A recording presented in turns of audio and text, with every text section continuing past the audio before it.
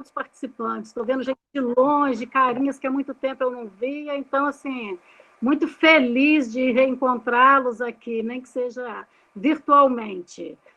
A gente está distante fisicamente, mas no coração está todo mundo bem aconchegado, né? Então, sejam todos bem-vindos. É com muita alegria que a gente inicia o nosso Fundamental Arte desse ano nos moldes que é possível fazer, não é?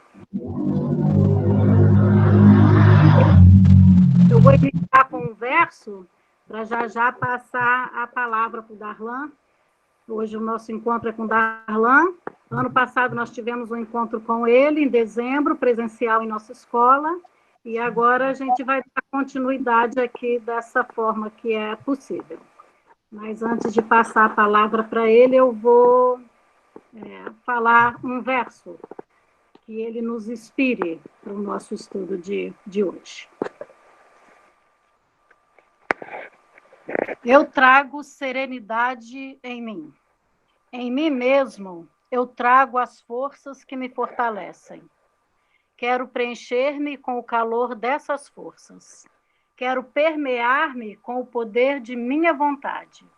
E quero sentir como a serenidade se derrama por todo o meu ser, quando me fortaleço para encontrar em mim a serenidade como força pelo poder do meu esforço.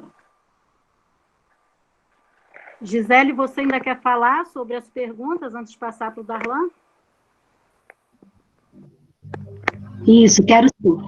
Então, pessoal, se a gente tiver alguma dúvida, ao invés, né, a gente não vai estar falando, a gente vai estar escrevendo no chat e, ao final, eu vou estar passando as perguntas para o Darlan responder para a gente. Boa noite, Darlan, eu não falei ainda com você, né, eu já tinha falado com o pessoal, mas eu estava no celular, agora eu organizei aqui a minha vida. Boa noite.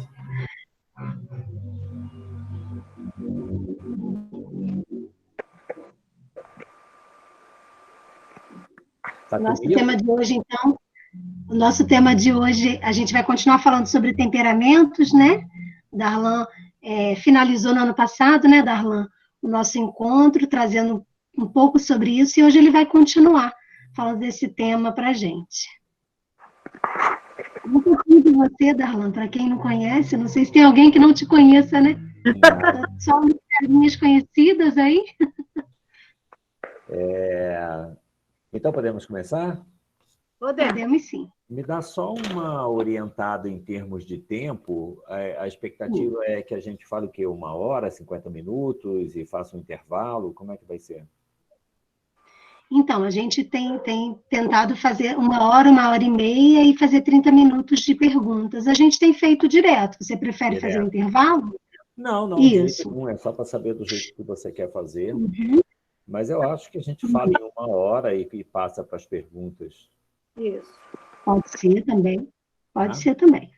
Tá ótimo. Então, estamos começando às 6h20, né? Até 7h20. Tá ótimo, isso aí. Muito bem. Bom, então, boa noite. Eu iniciei, né, esse tema, acho que foi no último encontro de vocês, é um tema sobre temperamentos. Eu não sei se estava todo mundo lá, e também mesmo que todos estivessem, eu acho que eu podia fazer um breve resumo, né, sobre o que a gente falou. Eu me lembro que foi uma abordagem assim, bem básica, a abordagem inicial que nós tivemos lá no final do ano passado, e eu quis caracterizar basicamente o que é a dinâmica dos temperamentos, sem entrar em muitos detalhes ou levantar muitos assuntos básicos, né? Foi uma abordagem assim, mais direta. Eu, nessa reprise, vou falar de uma forma ainda mais direta. Basicamente, o que nós falamos é que a natureza corpórea do ser humano é composta de 4 elementos, né? Esse conhecimento é um conhecimento muito antigo, muito anterior a todo o que deu origem à pedagogia Waldorf, e era uma forma de conhecer muito ligada à percepção da natureza. Então, assim, o que se via é que na natureza existem 4 elementos, que são a terra, a água, o ar e o fogo, e que o ser humano é composto também, né? Ele tem dentro de si esses mesmos elementos que existem na natureza. E então a gente poderia dizer assim, todo corpo humano é feito de minerais, né? de pó, é hidratado, né? Nós temos líquido em todas as nossas células, recebe ar, o ar que a gente respira caminha dentro da gente por dentro do sangue. Ele se torna, ele mergulha, vamos dizer assim, dentro do elemento líquido e se distribui pelo corpo inteiro. Então, todas as células estão constantemente respirando, né? A gente chama isso até de respiração celular, que é um elemento bem básico assim do metabolismo, do funcionamento, né, da química do corpo. Mas, enfim, a gente poderia dizer que todas as células recebem oxigênio, todas as células produzem gás carbônico que vai sair pelo pulmão. Então, essa entrada e saída de ar, ela permeia o organismo como um todo, através da respiração. E nós não temos um fogo, provavelmente, né, uma chama acesa em nosso corpo, mas nós temos calor. Nosso corpo é um corpo quente, aquecido. Então, esses 4 elementos, a gente poderia dizer assim que são os elementos necessários para constituir um ser humano. Se a gente tivesse que fazer um ser humano, a gente faria com esses 4 elementos. Eu me lembro que eu cheguei a comentar lá também, não sei se vocês se lembram, que talvez uma forma assim, de vocês pensarem nesse aspecto bem material da constituição do temperamento seria como se vocês pensassem o que seria necessário para fazer um pão, por exemplo, um bolo. Então, você precisa de pó, né? Precisa colocar água, fazer uma massa com isso. Normalmente, a gente coloca fermento para que isso ganhe uma leveza, né? Para que haja um estufamento, né? E um crescimento, para que não fique solado. E a gente precisa calor, a gente leva no forno, né? Então, esses são os 4 elementos necessários para constituir um pão. E a palavra temperamento, ela significa, em sua origem, mistura. E a gente usa essa palavra constantemente fora desse ambiente pedagógico, fora desse ambiente de diagnóstico ou cognição de criança, né? Mesmo quando a gente não está trabalhando com criança, é muito comum que a gente use essa palavra, a palavra temperar. E a gente usa justamente quando a gente vai misturar alguma coisa numa comida.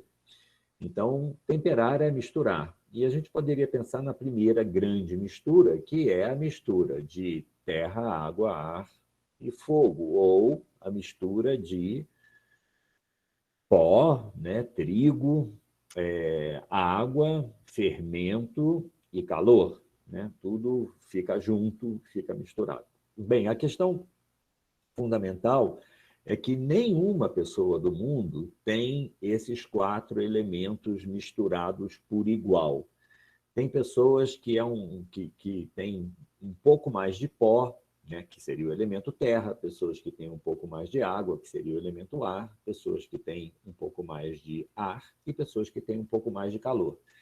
Então, isso é físico. A gente poderia buscar na estrutura física como que esses 4 elementos se manifestam. E realmente a gente poderia pensar assim, quem tem muita terra tem muito elemento mineral, tem muito elemento pedra, né? Se a terra não tivesse nem água, nem ar e nem calor, ela ficaria seca e ficaria um elemento assim duro e mineralizado. E tem algumas pessoas que são assim fisicamente, o corpo não é muito maleável, o corpo é mais duro, a pessoa tem uma predominância do esqueleto, da parte óssea, né? Outras pessoas são mais fofas, são mais leves, mais flexíveis, e tem gente que não, que é mais dura, mais terra, a gente poderia dizer assim. Tem outras pessoas que têm um pouco mais do elemento água, e isso tem a ver com a consistência do corpo mesmo. O corpo é mais macio, a pessoa é mais fofa, ela é mais arredondada, a água tem essa tendência, né, da gota de ficar mais redonda, e ela realmente retém mais água. E, às vezes, até fica um pouco inchada, né? Um pouco infiltrada, assim. E tem pessoas que são leves como o ar e são ágeis como o ar, né? Não tem tanto esse peso, são mais móveis, mais flexíveis, mais velozes. E tem pessoas que têm mais calor no corpo. É interessante que quando há calor no corpo, existe uma tendência, o calor tem uma tendência a secar a água, né?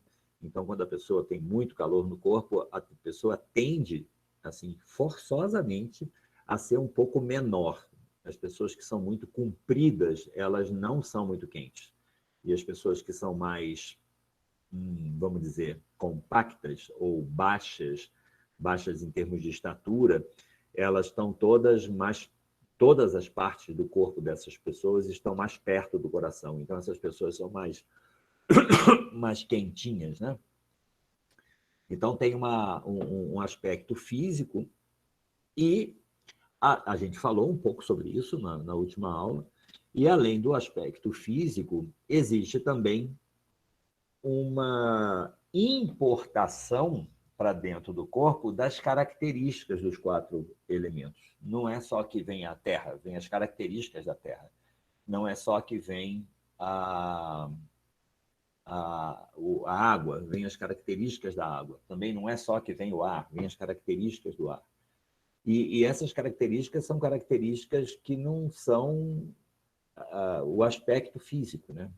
Para falar de uma forma mais direta, a pessoa passa a se comportar, se é que a gente pudesse dizer assim, com as mesmas características de comportamento que existem na terra ou na pedra, as mesmas características que existem na água, as mesmas características do ar e as mesmas características do fogo ou do calor.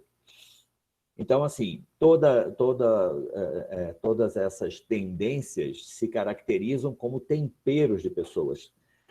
É muito importante vocês considerarem que é muito interessante que os alimentos tenham tempero e que tenham uma característica, um sabor. Então, o assunto temperamento, a princípio, não é um assunto que diga respeito a distúrbio de comportamento, dificuldades sociais. Assim, as pessoas são gostosas e interessantes pelo tempero que elas têm. Então, vocês vão encontrar pessoas que são muito interessantes por serem mais calmas, pessoas que são muito interessantes por serem um pouco mais espivitadas, pessoas que são mais interessantes por serem muito simpáticas, né? Estarem sempre rindo, sempre contando uma piada, pessoas que são mais sérias, que levam as coisas a sério e que são muito responsáveis. Isso são temperos, são jeitos de ser. Então, a gente não precisa pensar no assunto temperamento sempre como sendo algo ligado a um diagnóstico, a uma tendência patológica, né? É muito interessante que tenha gente que tenha iniciativa, né? Que se coloque firmemente e queira fazer valer as suas vontades. Por outro lado, também é muito interessante que tenha gente que acolha a vontade dos outros. Então, existe no social, existe lugar para todos os temperos, para todos os jeitos de ser, né? Para todos os sabores. Só que, às vezes, acontece de a coisa ficar um pouco tendenciosa demais. Então, sei lá, pode ser que você tenha um pão que tenha tanto trigo que ele ficou duro demais. Um pão que tenha tanta água que ficou solado. Um que tenha tanto fermento que está esfarelando, não dá nem para pegar. Você pega e ele esfarela. E um que está tão quente que não dá nem para você botar na boca, que esse calor vai te machucar, né? Vai te ferir. Então, existe a possibilidade dos temperamentos se caracterizarem enquanto processos problemáticos. E a ideia é que a gente pense ações que possam equilibrar essas tendências, né? Ações que possam vir de encontro a uma tendência que está fazendo com que a pessoa, em vez de ficar com um sabor interessante, né? De ficar uma pessoa agradável no contato, ela começa a ficar, de alguma forma, intragável, vamos dizer assim. Uma pessoa que vai ficando muito difícil da gente lidar, porque, em vez de a gente sentir o sabor do que ela é, a gente está sentindo o sabor de uma coisa que ela tem a mais do que deveria ter. Então, a ideia hoje é a gente falar um pouco, né? É uma aula, isso tudo poderia virar um curso, a gente poderia aprofundar muito mais, mas é mostrar diretrizes de possibilidades que existem no sentido de se fazer um tratamento ou uma ajuda ou um equilíbrio para que o sabor desse alimento ou para que essa pessoa não fique tão temperamental, né? Que é um termo bem apropriado para o que a gente está falando, assim, uma pessoa de temperamento muito forte, muito temperamental. Então, é como se a gente provasse a pessoa e falasse, não tá bom, eu preciso acrescentar alguma coisa aqui ou tirar alguma coisa daqui. Como se você estivesse mesmo fazendo um alimento e em algum momento você percebesse assim, está muito salgado. Como é que você resolve isso? Né? Você coloca um pouco mais de água. Ou está faltando sal, como é que você resolve? Eu vou colocar um pouquinho mais de sal. Eu acho que tá faltando calor, está frio, essa comida é uma comida que precisa de um bocadinho mais de calor, ela fria, ela não fica gostosa, ou está quente demais, eu preciso esfriar. Enfim, né? Esse que é a ideia de como é que a gente poderia pensar na constituição de uma pessoa, principalmente na infância, que é quando a gente realmente pode interferir no processo da formação do corpo, com ações que pudessem vir de encontro a um equilíbrio quando for necessário. Eu já queria dizer para vocês, antes de entrar na questão mais prática, que a gente não tem uma ideia de fazer com que a pessoa mude de temperamento. A ideia básica é que todo temperamento é bom e o problema é que o temperamento às vezes fica difícil para a pessoa. Então a ideia não é fazer com que ela saia de um âmbito e passe para um outro âmbito, né? Eu queria lembrar o nome dos temperamentos para vocês, que muitos de vocês têm certeza que lembram, mas não vou justificar os nomes. Eu acho que na primeira aula eu até dei a origem do nome, mas se eu fosse fazer isso aqui, ia levar muito tempo. Quando tem uma predominância do... outra coisa que é importantíssimo, os nomes são todos nomes bem feios e nomes que ficaram dentro desse conhecimento de temperamento na medicina. Então, quase todos os nomes se referem a doenças ou a exageros dessas tendências, né? A gente poderia encontrar nomes bonitos e elogiativos para cada um dos temperamentos. Então, esses nomes são nomes que não ajudam muito. Dois nomes são bem conhecidos, um se refere à cólera, raiva, e outro se refere à melancolia, que significa uma coisa pesada, difícil, dura, escura, uma coisa ensimesmada, né? A melancolia. E a cólera é a raiva. Então, o temperamento de predomínio do fogo, a gente chama de colérico. O fogo tem esse impulso, que é um impulso de destruir aquilo que serve de suporte para ele, né? Ele destrói aquilo que dá vida para ele. Então, assim, uma vela acaba se destruindo, porque o fogo vai consumindo a vela. Então, o fogo tem esse caráter destruidor, e isso se associa com o caráter de cólera. Tem essa força de impor a vontade aos outros, né? Fazer com que os outros que se movam de acordo com a vontade dele, é uma força de condução, de iluminar caminhos, de destruir, de enfrentar. O fogo é completamente de dentro para fora, ele é forte dentro e ele vai para fora queimando tudo que está fora. Então tem esse impulso agressivo, né? Mas tem uma série de qualidades muito interessantes. Ele cria um ambiente mais gostoso, ele não deixa as pessoas na escuridão, não deixa perecer diante do frio, afasta o medo, porque mostra as coisas, enfim, esse elemento da coragem. Então, assim, a gente poderia até chamar de temperamento corajoso, temperamento heróico, enfim, temperamento ígneo, né? Que fogo, ígneo tem a ver com fogo. Então, a gente podia achar um nome bonito para isso, mas ficou o nome do aspecto negativo, que é o nome da raiva, que é a cólera. Então, não se usa muito a palavra cólera, mas cólera significa raiva. Muitas pessoas, né, usam esse termo. Então, o colérico é quando predomina o fogo, o sanguíneo é quando predomina o ar, o fleumático, fleuma significa catarro, muco, líquido, é quando predomina a água, e o melancólico, melan significa escuro, coli é bile, mas tem a ver com essa coisa mais... como se você pensasse numa caverna, né? Se eu quiser entrar dentro da terra não tem luz, é frio, não tem vida. Então é essa escuridão, né, que às vezes predomina no melancólico. Todos os temperamentos, eu vou falar só talvez uma ou duas palavras, mas todos os temperamentos têm um lado difícil e um lado bom em cada um deles. Então vamos pegar, por exemplo, o fleumático. O fleumático ele tem a calma, a diplomacia, a tranquilidade, mas corre o risco de ficar apático, desinteressado e preguiçoso. Então tem esses dois lados.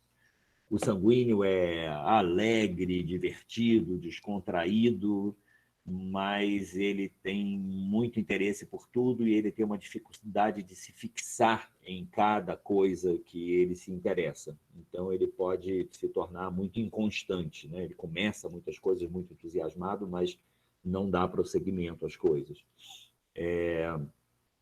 O melancólico tem essa coisa da seriedade, da firmeza, da consolidação, de todos os temperamentos, inclusive eu queria dizer isso assim, porque a palavra melancólico é uma palavra mais conhecida e às vezes a gente quer evitar um pouco até de ser melancólico, porque é uma palavra que está carregada de quase que um diagnóstico, né? Tem gente que confunde melancolia com depressão e tal, e, enfim. O melancólico é o mais forte dos temperamentos, é aquele que é mais sério, mais responsável, mais adulto, mais consequente, é aquele que, quando se compromete com uma coisa, vai até o fim. Ele não tem a ver com uma fraqueza de ação, muito pelo contrário, ele é persistente, insistente, quase que obsessivo. E tem uma tendência muito séria assim, a se manter firme nas coisas, né? É quase como um alicerce de uma casa, que não aparece, mas que está ali segurando o peso de uma instituição, por exemplo, né? E ele tem... quase como se fosse a mesma coisa, né? Essa firmeza acaba virando um peso, acaba virando uma coisa completamente voltada para dentro, um compromisso só interior. Então, é uma pessoa, assim, muito confiável, muito séria, muito... a gente poderia dizer assim, responsável, né? No sentido de assumir alguma coisa e se manter ativo naquilo que ela realmente assumiu, mas, por um outro lado, é muito fechada em si, é muito racional, é muito... Sim, então, melancólico não existe prato de comida de graça, tudo é calculado, tudo é muita seriedade, né? E isso pode gerar até uma frieza, ele fica muito apegado a leis, a normas, e não é uma pessoa flexível, né? Muito exigente, muito frio, assim. E o colérico, né, a gente acabou que já falou, tem esse lado, né, heróico, de se colocar, de assumir, de tomar a frente, de liderar, mas, por outro lado, se alguém se pôr no caminho, ele queima, destrói, porque o que tem que valer é a vontade dele, né? Então, tem sempre essas... O colérico, inclusive, ele faz para brilhar, ele faz questão de dizer que foi ele que fez, ele precisa, de alguma forma, dessa veneração dos outros, né? E ele tem total certeza que ele tem mais a contribuir do que todo mundo. Ele se sente realmente mais brilhante, mais forte. E isso pode ser muito interessante, porque você imagina se num grupo não tem ninguém assim, todo mundo esperando que alguém faça alguma coisa, esperando que alguém tome iniciativa, né? Então, é interessante que alguém confie em si e fale assim, não, eu tenho a força, deixa comigo que eu posso dar conta, né? Bom, então tem lados positivos e negativos. Se a gente ficar nessa consideração, a gente não vai entrar na parte terapêutica que eu queria entrar, só para a gente fazer algumas considerações bem pontuais e quase que placas que indicam caminho, muito mais do que entrar em cada caminho desse para ver exatamente como é que a gente poderia fazer cada uma dessas coisas. Então, assim, no âmbito geral, é muito importante, eu vou falar sobre cada um, tá? O colérico, o melancólico, o sanguíneo e o fleumático. Então, no âmbito geral, é muito importante com os coléricos que a gente sempre considere que essa força que ele experimenta não é uma espécie de, o cara é muito metido. Ele tem mesmo essa força. E para ele isso é real. Se você não reconhece isso, você não reconhece ele. E aí você perde o respeito, né?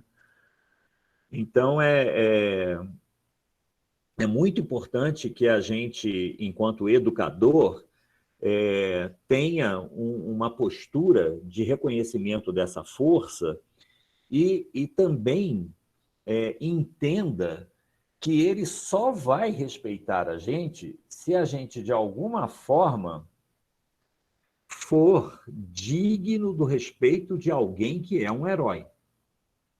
A gente precisa se tornar digno de ser respeitado por alguém que se considera o melhor.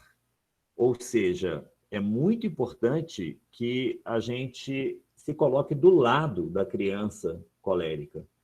E para a gente conseguir estar do lado da criança colérica, a gente precisa chamar a criança colérica para ficar do nosso lado. Porque, assim, por exemplo, dentro de uma sala de aula, o menino colérico ele tem essa vivência de que ele é mais forte, mais importante do que as outras pessoas, do que as outras crianças. E tem ali um professor que, a princípio, é mais potente do que ele.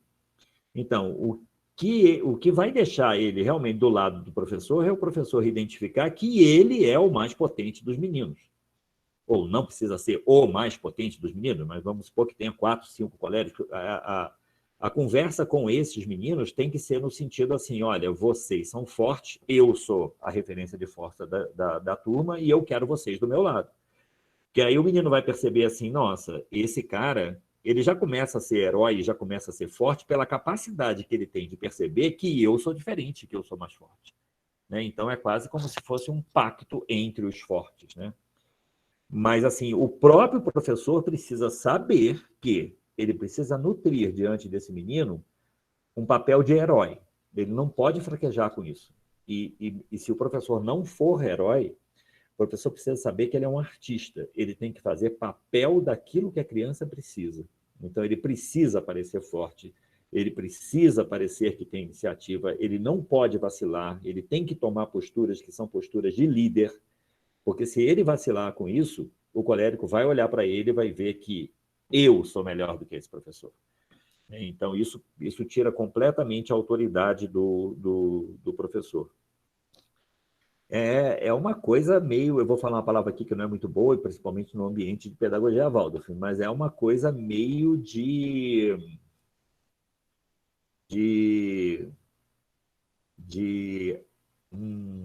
como vou falar isso? Sabe um cão bravo e o dono do cão?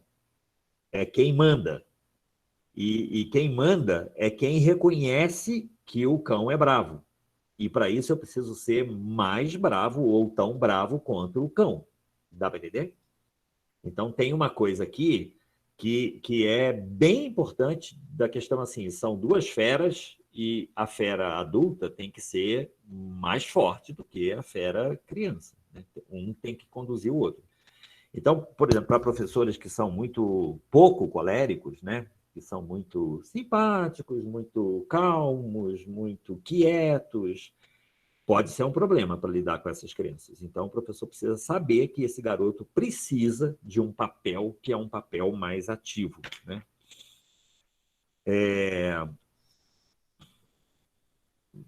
Relação do professor com o melancólico. Então, aí o professor vai ter que ser sério. E, principalmente, dar valor à seriedade do aluno. A seriedade do aluno vai sempre no sentido de uma coisa um pouco sofrida, de alguém que não está em festa, porque a vida não é uma festa, e alguém que dá seriedade a tudo, alguém que considera tudo com um certo peso. E o professor não pode, de jeito nenhum, ter uma postura que seja uma postura diferente. Para uma criança melancólica, a criança melancólica é aquela criança assim que é introvertida, quieta, séria, tende a ser melhor aluno da turma, é muito racional, é muito responsável, faz todos os deveres, é muito estudioso, é mais quieto. Então, é uma criança séria, né? E se você tem um professor preguiçoso, tipo fleumático, um professor alegre demais, tipo sanguíneo, um professor zangado demais, você não vai ter acesso a essa criança. Você tem que mostrar para essa criança que você é sério também. Então, se o professor não é sério, precisa aprender que é necessário ser sério para conversar com determinadas crianças, ou para interagir, ou para educar determinadas crianças. E uma forma que existe, não é ser sério só carrancudo, é mostrar para a criança que você leva a vida a sério. É quase que mostrar para a criança que você também sofre com as coisas. Você precisa mostrar para ela que você não é um bobo, um alegre, um calmo, um bem-humorado, que você dá peso às coisas e que você entende do sofrimento das coisas. E isso significa conhecer o sofrimento do menino, significa mostrar para a criança que tem outras pessoas.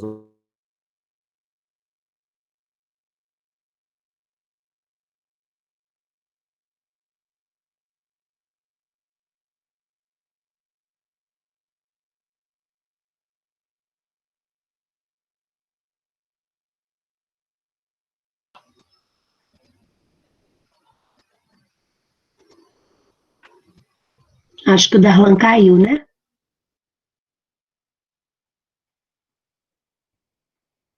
Vamos esperar um pouquinho, porque às vezes ele volta.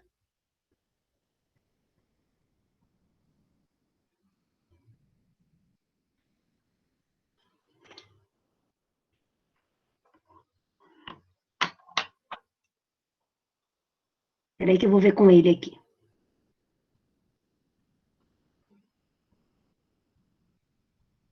É o sinal dele que caiu, pessoal.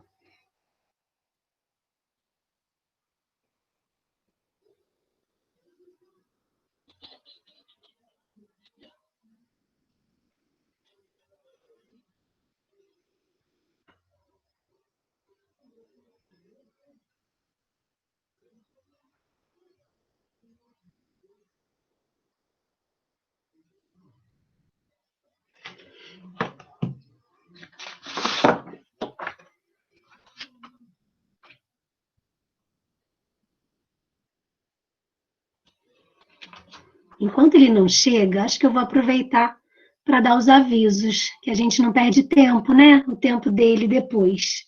O que vocês acham?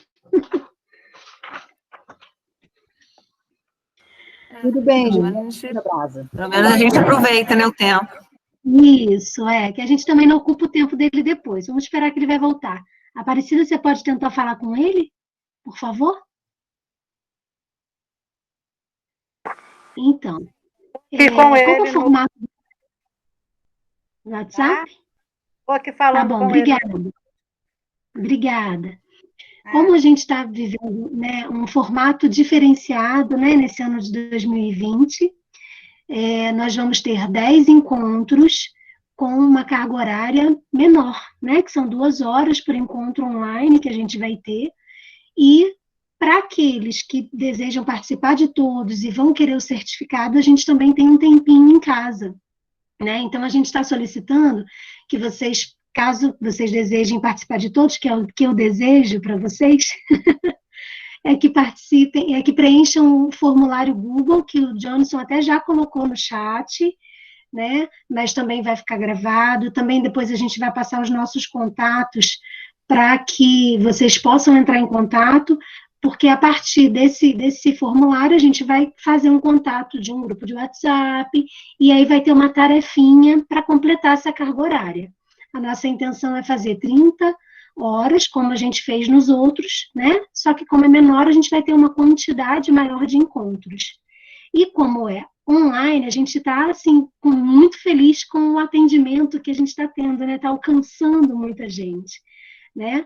O nosso próximo encontro vai ser no dia 17 de julho já, com a Cristina Velasquez. Ela vai estar trazendo para a gente desafios da pedagogia Waldorf nesse tempo, né? O quanto que a gente precisou se reinventar nesse tempo.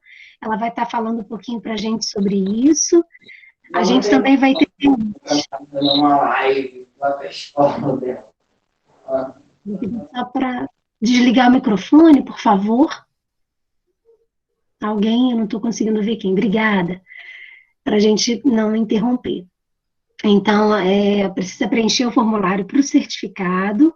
No dia 17, a gente vai estar recebendo a Cristina Velasquez, né? Ela é de São Paulo, né? Da FELB, e ela vai estar trazendo para a gente, falando sobre os desafios, como eu já iniciei. Deixa eu ver mais o quê. A gente também vai estar colocando no chat o telefone da Aparecida e o meu, né, que nós fazemos parte da coordenação do projeto, para que vocês entrem em contato caso necessitem. Né? Outras pessoas que vão participar também podem passar o nosso contato. Johnson deve colocar no chat para mim. Se ele não colocar, eu posso colocar depois.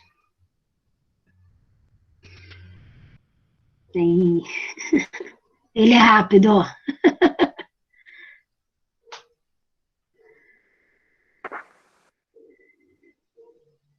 Então, vai estar aí nosso contato, né? Da Aparecida e o meu, para quem quiser depois, não peguei o link do formulário, manda o WhatsApp que a gente manda o link para vocês, tá bom? Mas o link já está aí no chat também. Conseguiu aparecer a notícia do Darlan? A internet dele caiu, mas ele está tentando voltar. Tudo bem, ótimo. Tá tentando... Ele voltou como Alice. Ele voltou como Alice. Faz parte, a tecnologia... Isso explica muita coisa, mas tudo bem, vamos lá. Vai, Alice, retoma aí.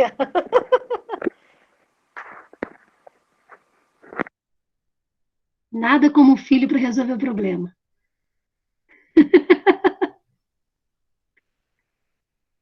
Eu estou tão feliz de ver todos vocês, é muita gente, que coisa linda.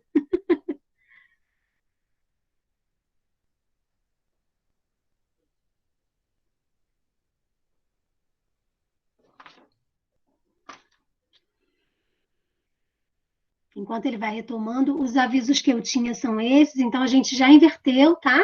Os avisos que seriam no final já dei agora para vocês, para a gente aproveitar mais a Alice que está chegando. Igual eu falei, esse encontro online também deu oportunidade de mais pessoas estar participando. Muito legal. Exatamente. Lindo. Pessoas, se tá fosse lindo. Só podia ter 30, né? Então, bacana. Bom, né? Mais pessoas. A gente não tem o café, o bolo e o pão, mas a gente tem muitas carinhas novas, né? Coisa linda. Se Deus quiser, isso vai terminar e um dia a gente vai marcar o nosso café com broa. Exatamente. Né? Darlan, já voltou, Darlan?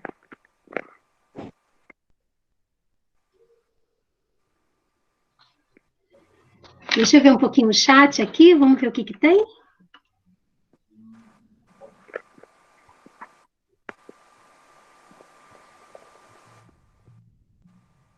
Vamos fazer uma coisa, vamos colocar as cidades que estão participando do nosso encontro no chat, só para a gente ver de onde vocês são, algumas pessoas que a gente não conhece.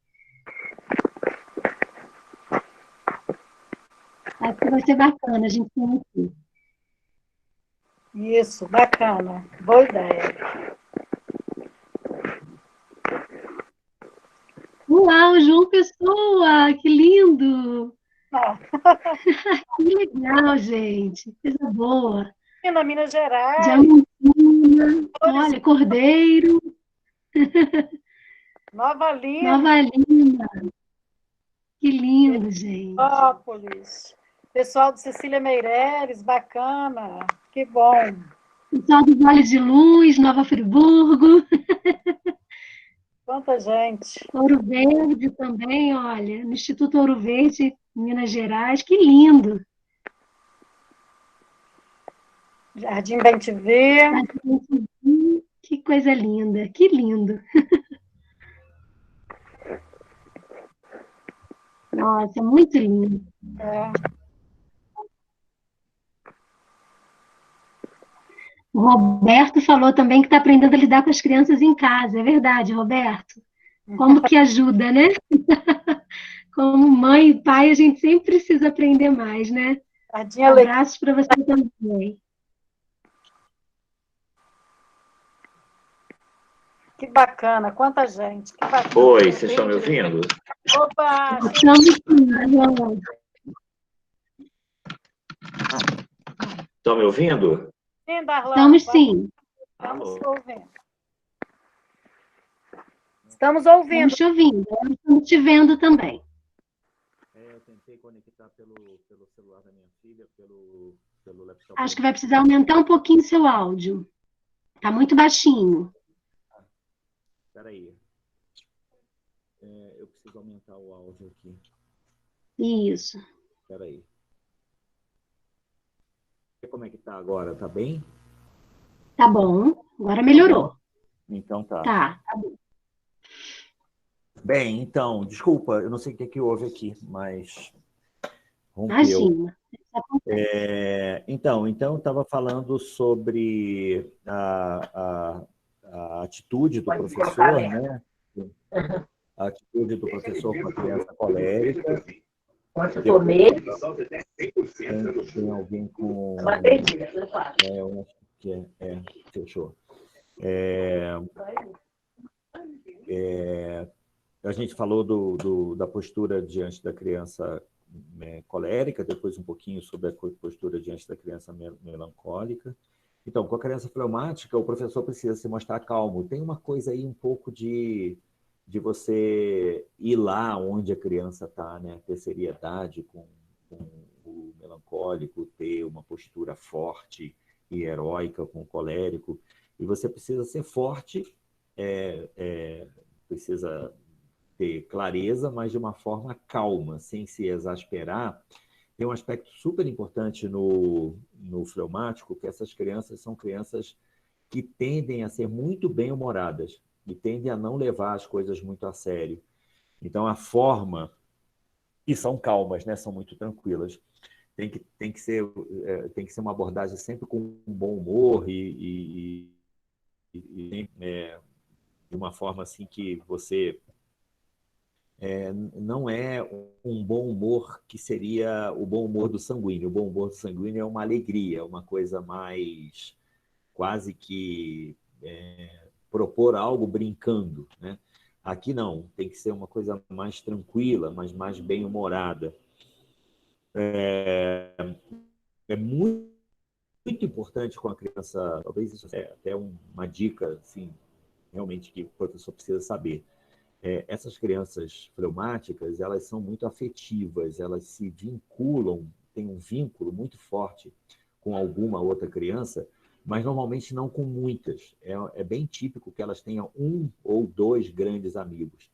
E, através desses amigos, você consegue fazer com que ela se mobilize. Então, assim, essa criança é uma criança que jamais vai, sei lá, ter ânimo para fazer uma caminhada, subir uma montanha.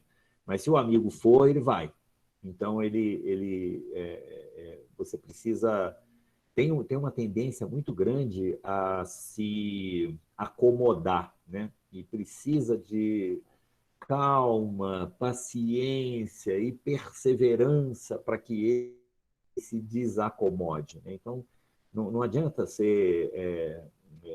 ter rompantes e ter uma postura muito séria ou muito racional. É mais uma coisa de pegar pelo braço, começar devagar, até que o movimento vem, de repente entra uma outra criança, aí a coisa vai, né? A coisa caminha. Devagar, devagarinho, com os fleumáticos.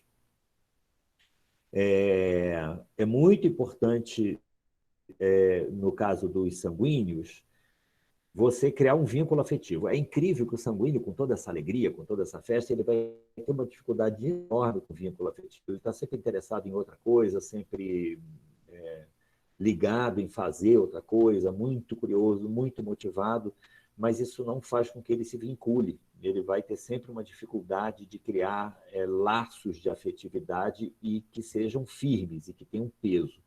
Então, assim, o professor é uma construção isso. O professor precisa, de alguma forma, tá brincando junto com ele, tá alegre, enfim, mostrando interesse em tudo, entrar naquele movimento, né, de leveza, mas sempre de novo buscando um vínculo afetivo. E para o professor ser firme, antes dele ser firme, que ele vai precisar ser firme com o sanguíneo, porque o sanguíneo vai ter muito interesse por muita coisa, muito movimento e muita velocidade, ele precisa, de alguma fórmula, ter um vínculo afetivo. Se o sanguíneo, se você não criar um vínculo afetivo com o sanguíneo, você perde ele para sempre, porque ele não cria vínculo afetivo com você. E você precisa saber que isso é uma dificuldade. E para criar esse vínculo afetivo, você vai ter que estar um pouco no mundo dele. Então, você vai ter que dar bronca brincando, meio que sem levar a sério e sem causar que ele fique avexado, né? Quase que todo mundo rindo, você vai ter que fazer com que ele faça o que ele tem dificuldade de fazer, né? Mas é com muito bom humor, é se impor brincando mesmo.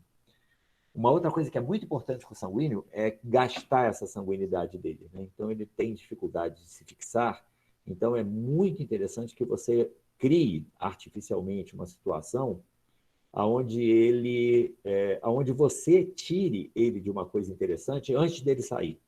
Meio que assim, por exemplo, sei lá, vou falar de uma situação hipotética. Por exemplo, se você for a um museu, ele vai ter interesse de ver o próximo quadro e não aquele. Uma certa pressa em ver mais e ver mais e ver tudo, e aí ele não vai parar na frente de nenhum. Talvez você tenha que se adaptar a isso. Você tem que mostrar um quadro para ele, e a hora que ele começar a ver o quadro, você fala, agora sai daqui e vê o outro. Aí, na hora que ele começar a ver, você fala, agora sai daqui e vão ver o outro. Agora vão ver o outro. Aí vai ter uma hora que ele vai falar assim, nossa, mas eu não estou conseguindo ver. Que é exatamente a cura para ele, né? É ele perceber que com essa pressa, com esse interesse em tanta coisa, ele não tem a chance de observar pequenas coisas. E não adianta fazer o contrário, porque o contrário é você ir contra ele. Você tem que pegar esse movimento dele e gastar isso. Isso pode ser feito dentro da sala de aula, de uma forma até artificial, de você criar situações onde você põe um trabalho e na hora que ele comece a pegar, você fala, não, não, você vem aqui, vamos fazer outra coisa. E ele vai ter esse sentimento que não dá para ter essa inconstância, né? É uma coisa tão interessante e na hora que começa que ele já ia sair, você fala, sai. Ele fala, não, mas eu queria fazer mais. É aí que precisa ser trabalhado, né? Então, por exemplo, sei lá, se você vai repreender um colérico, fez lá alguma coisa, você vai dar uma bronca dele. Assim, é preciso saber que só se repreende, só se pune, ou só se chama atenção, né? Só se faz uma reprimenda com um colérico depois que ele dá o ataque dele. Você na hora, se ele estiver pegando fogo e você pegar fogo, o fogo só aumenta. Se você tiver dois fogos pegando fogo junto, só piora. Então, assim, é quase como se fosse assim, é um incêndio, eu não tenho como entrar lá, eu vou proteger tudo que eu puder proteger, inclusive proteger as outras crianças, e o incêndio vai apagar. E na hora que o incêndio apagar, aí eu vou conversar com ele. Então, assim, é uma educação que não se dá no momento da falta de educação. E vocês vão ver que isso é um pouco o contrário com relação aos outros temperamentos. Por exemplo, o sanguíneo, você tem que ter uma palavra de imediato para ele, porque se você deixar passar 5 minutos aquilo que aconteceu, ele nem lembra mais. Uma coisa que o colérico lembra, ele vai fazer uma coisa e ele lembra depois que aquilo aconteceu. Então, no caso do sanguíneo, você tem que ter uma palavra que seja uma palavra que tenha algo de amigável, mesmo na reprimenda, você tem que, de alguma forma, dizer que você está dando uma bronca dele porque você o ama. Todas as questões com sanguíneo são, de novo, no sentido de fazer vínculo, porque ele tende a não fazer vínculo. Então, é assim, É porque eu te amo, é porque eu gosto de você, que eu quero que você melhore, e tem que ser quase como cada bronca é uma oportunidade que você tem de mostrar afeto, de mostrar vínculo. E tem que ser de imediato. Tem que ser de imediato também com o fleumático. Você tem que ser direto, dizer para ele, olha, com calma, com tranquilidade, mas dizer, olha, isso não está certo, isso está errado, e tem que ser agora, porque senão ele esquece também. É na hora que a coisa acontece. Com o melancólico é muito interessante, porque o melancólico é um pensador, é um menino acordado aqui no intelecto. E você pode, de alguma forma, trabalhar com ele as consequências que terão esse ato que ele está fazendo, que é o ato que você está fazendo de alguma forma, que você está chamando a atenção dele porque ele empacou, não fez. Então, assim, se você disser que o que ele está fazendo vai trazer sofrimento para alguém, você fala a língua dele e é exatamente isso que ele não quer. Aquilo tem consequências e essas consequências são consequências que vão trazer uma tragédia, vão trazer uma dificuldade ainda maior. Então, assim, para evitar uma dor maior, ele vai parar de fazer aquilo que você acha que ele não deva fazer. Então, coléricos, eles têm uma força muito grande, né? Coléricos criados dentro de apartamento, com vida virtual, é uma tragédia. Essas crianças ficam como se fossem, enfim, como se fossem, assim, não consegue dar vazão à força que tem, né? Então, é muito importante que os coléricos tenham tarefas que são desafios, e desafios onde eles possam usar toda a força, né? Então, você tem que criar situações que, assim, só os coléricos, só os mais fortes é que vão conseguir fazer aquilo. E dar aquilo para ele, para que eles consigam colocar a força ali e consigam mostrar para todo mundo que realmente eles dão conta de fazer e que realmente eles têm a força, né?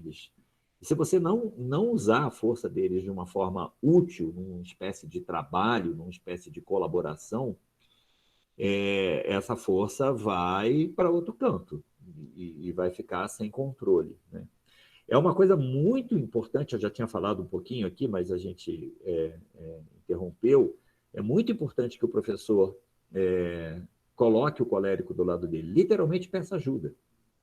Tipo, eu vou fazer amanhã uma coisa com a turma e eu queria que você me ajudasse. Se você falar isso para um colérico, o colérico vai dizer assim, cara, esse professor é massa. Ele percebeu que eu sou diferente dos outros. Tanto percebeu e reconheceu que ele está me chamando para ajudá-lo. Então, ele é um herói e o professor é um herói e eu vou colocar minha força num sentido positivo de ajudar o professor. Então, é muito importante usar a força do colérico e não se contrapor a ele, né? Você não diminui fogo com fogo, né? Você conduz o fogo. O sanguíneo, né? É muito importante você pedir favor de ordem pessoal. Quase que, de novo, vou criar um vínculo. Olha, eu quero que você faça uma coisa para mim. Então, isso pode parecer contraditório, que vocês vão pensar assim, mas o sanguíneo tem dificuldade de criar vínculo. Pois é, a dificuldade de criar vínculo faz com que ele perceba que ele não tem vínculo com ninguém. E quando tem alguém querendo criar vínculo com ele de alguma forma fala, nossa, essa pessoa aqui é uma pessoa que trata a minha dificuldade, né? Eu vou, mas ele está sempre aqui, sabe? Se dependesse de mim, eu não ia fazer contato com ninguém, mas ele me chama e me puxa. Então, eu tenho nele uma espécie de âncora, eu tenho nele uma espécie de porto seguro. Então, precisa trabalhar essa coisa do vínculo afetivo. Então, eu estimulo um sanguíneo a fazer algo quando eu peço um favor de ordem pessoal. Eu vou te pedir uma coisa que eu não pediria para ninguém, eu vou pedir para você, né? Eu estava de férias e eu trouxe um presente. Eu estava de férias, estava na praia e vi uma conchinha e eu trouxe essa conchinha para você. Isso para o sanguíneo é uma coisa inusitada, porque assim ele jamais numa praia vai pensar e lembrar de alguém.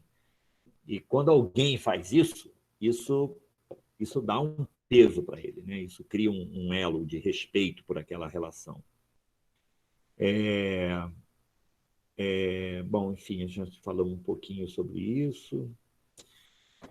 Bom, falamos de algumas possibilidades. Eu queria, a gente, mais 10 minutinhos, além dessas questões pedagógicas, que envolvem uma série de outras coisas, eu queria trazer um pouco de um aspecto que, para as crianças pequenas, quanto mais nova a criança, mais isso tem importância, que é o aspecto da alimentação. A criança tem um corpinho que está em processo de formação e a gente literalmente joga algo dentro do corpo da criança quando a gente alimenta a criança. E a gente salga uma criança quando a gente dá sal demais. E a gente adoça uma criança quando a gente dá açúcar demais. E a gente apimenta uma... assim, se você tem sei lá, se você está cozinhando arroz e você joga água quente dentro do arroz, o arroz vai ficar quente, né? Se você joga água quente dentro de alguém, se a pessoa bebe uma bebida quente, isso muda o interior da pessoa. A gente é um recipiente cheio de um líquido chamado sangue, e se eu bebo um copo de água gelada, eu esfrio esse recipiente. E se eu bebo um chá quente, eu esquento esse recipiente. Então, assim, a comida, ela se mistura comigo, se mistura com o meu corpo. E você pode até pensar assim, mas, sei lá, um copo de água gelada num mês não vai esfriar ninguém. Tá certo. É porque a gente produz calor e equilibra aquilo. Agora, se você pensar assim, será que se eu der comida de sal toda noite no jantar durante um mês, isso vai fazer diferença comparado com se eu desse mingau doce toda noite durante um mês? Dá para entender? A questão é, quando você repete um hábito alimentar, você pode sim estar mudando a constituição física de uma criança por conta do tipo de alimento que ela come. Então, eu ia falar umas poucas palavras a respeito disso e dizer assim, o que seria bom comer e o que seria muito ruim comer. E eu vou pegar isso por par. Existe tanto no colérico quanto no melancólico uma tendência a serem secos, a serem duros. O colérico porque tem fogo demais e o fogo seca a água, e o melancólico porque tem pó demais e o pó é seco. Então, tanto um quanto o outro vão ter tendência a ter um corpo um pouquinho desvitalizado, seco, magro, pequeno. Os coléricos têm corpos pequenos. O colérico é um garnizezinho, um piquinês, um baixinho invocado. O corpo de um colérico nunca é muito grande. Desconfie de coléricos que sejam gigantes. Os coléricos são pequenos. Pode existir um ou outro, mas é uma exceção. Então, o calor faz com que o corpo tenha dificuldade de crescer. Quando o corpo é mineralizado, muito mineral, ele vai ficar magro, seco. Isso são os melancólicos. Ou seja, de uma forma ou de outra, tanto os coléricos quanto os melancólicos precisam de vitalidade no corpo. Eles precisam de energia, de alimentos que tragam energia, que engordem, que façam crescer, alimentos que promovam um metabolismo, né? Normalmente, as mães de crianças melancólicas e coléricas estão sempre muito preocupadas com o peso da criança, que a criança é muito pequena, é muito magrinha, e a gente está sempre lidando com essa coisa de pouco crescimento. Ao contrário das crianças fleumáticas, que normalmente são gordinhas ou fofas, ninguém tem muito a impressão de que ela come pouco, muito pelo contrário, os fleumáticos gostam muito de comer, e a preocupação no sentido, né, de fazer uma dieta, de comer menos, eles não são inapetentes. Então, o problema ali é que eles adoram alimentos, e justamente os alimentos que têm mais energia, que têm mais caloria, que engordam mais, né? E eles já são mais assim. O sanguíneo não tem muito esse problema, mas está muito longe de parecer uma criança doentia, que está magrinha ou que está pequenininha. Ela é veloz, é corada, é atlética. Ninguém está muito preocupado com o apetite de uma criança sanguínea. Então, tem uma polaridade aí que é interessante, que é uma polaridade que permeia todos os tipos de orientação dietéticas.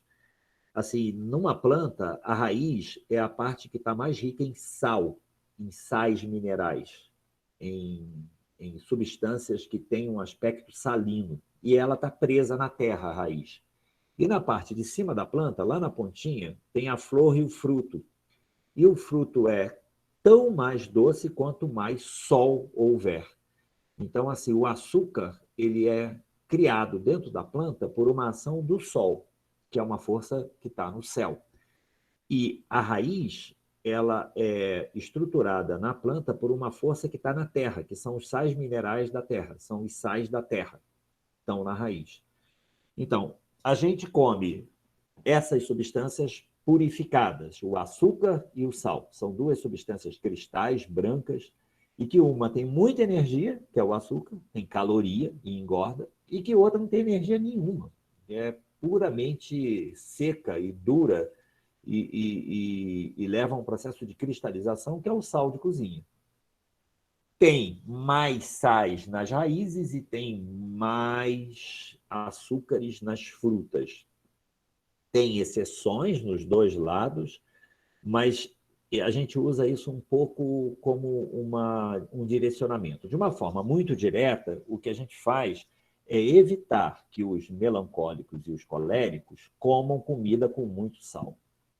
Principalmente assim, as crianças na primeira infância, antes de fazer 7 anos, que o corpinho ainda é muito maleável e está em fase de formação, a gente evita comida salgada ou com muito sal ou alimentos que são muito salgados para essas crianças que são ou magrinhas e compridas, que são os melancólicos, ou magrinhas e atarracadas e baixinhas, que são os coléricos. E a gente acha bom que eles comam muita fruta e talvez até coisas um pouco adoçadas, talvez até com um pouco de açúcar. Tem que levar em consideração que açúcar, numa quantidade grande, ele é ruim para a saúde de qualquer pessoa. Eu não estou falando de compensar uma tendência comendo açúcar branco, mas o sabor doce, as frutas doces, um pouco de mel, se a criança já tem aí mais de 3, 4 anos, isso tudo é muito interessante para as crianças melancólicas e coléricas. Eles precisam de mais doce. Uma criança colérica é uma criança amarga, uma criança mal-humorada, uma criança zangada, uma criança que é contra tudo, que quer se impor em tudo. E isso, eu estou exagerando, né? Mas às vezes chega aí. Então, a gente tem mesmo a impressão de que falta doce, de que falta açúcar. O melancólico também ele é muito duro, muito racional, muito intelectual, é muito certo, errado, tudo com limite, todas as coisas de uma forma assim muito, muito com forma, né? E é interessante que a gente evite o sal, porque o sal traz esse aspecto. Acho que tem alguém com o microfone ligado. Não sei se dá para fechar aí, ou não sei se o Johnny consegue identificar. Pronto, fechou, obrigado. Então, aí a gente vai lá para o outro lado, né? A criança fleumática, ela vai se beneficiar de um pouco de sal. O sal acorda, né? Aumenta a pressão. A criança fleumática é super acomodada, super preguiçosa, e essa coisa de acordar o sal traz. O amargo é bastante interessante para o fleumático. Não é anedótico isso, a gente acaba que às vezes brinca muito com isso, mas é muito importante, se você tem uma criança tipicamente fleumática, é muito importante que você sempre fale com ela e faça ela ver que ela não precisa comer muito para ficar bem e que se ela comer muito, ela não vai ficar tão bem quanto se ela comesse menos. Porque ela tem uma tendência próprio do elemento água, próprio do elemento... A água tem a ver com essa coisa da química, né? Com a interação química das substâncias. O fleumático é muito, muito, muito... Ele baseia a felicidade dele muito no ato de comer. E ele pode comer muito mais do que ele precisa. E isso precisa ser trabalhado, porque às vezes essa criança não fica atenta aqui para o mundo de fora porque ela está digerindo. E se depender dela, ela leva alguma coisa na boca e continua digerindo. Então, para acordar ela precisa comer uma quantidade menor de alimentos e alimentos que despertem. Então, é muito importante que a comida seja temperada, a comida e temperada com temperos que acordem, né? Com temperos picantes, com temperos ácidos, com amargo, com sal. O fleumático precisa muito dessa coisa de sabores que acordam. É uma catástrofe. Quase que não tem como você lidar pedagogicamente com uma criança apática, sem interesse em nada, que se enche de bolo, se enche de açúcar, se enche de sorvete, se enche de massa. É impossível. Às vezes a gente vai ter um trabalho pedagógico que a gente nem liga com a questão alimentar, e particularmente nos fleumáticos é muito importante considerar isso. Os sanguíneos também precisam de sal, precisam de bastante raiz. Isso, de alguma forma, vincula com a terra, né? A raiz é a parte fixa da planta e está ligada com a terra. É tudo que o sanguíneo não tem. Fixação, peso, ligação com a terra, escuridão, forma, mineralização. O sanguíneo é tudo o contrário disso. O sanguíneo é exatamente o contrário do melancólico. O sanguíneo é a criança que sofre de não ter melancolia. O melancólico é a criança que sofre de não ter sanguinidade. Então, tem uma polaridade aí. Mesma coisa, um colérico, ele sofre de não ter fleuma. E o fleumático sofre de não ser nada colérico.